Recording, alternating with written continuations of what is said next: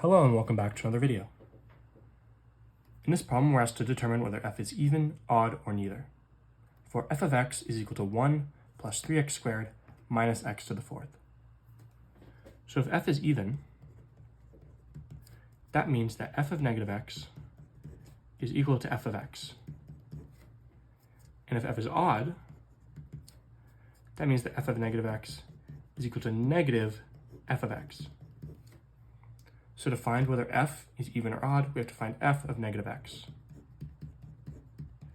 We do this by simply plugging in negative x into this function.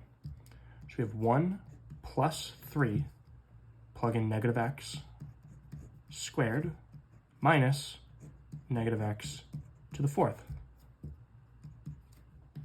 This is equal to 1 plus 3. Negative x squared is just x squared minus negative x to the fourth is just x to the fourth.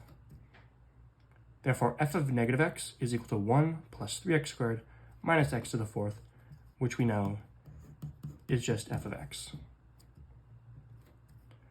Therefore, since f of negative x equals f of x is even. For f of x is equal to 1 plus 3x squared minus x to the fourth.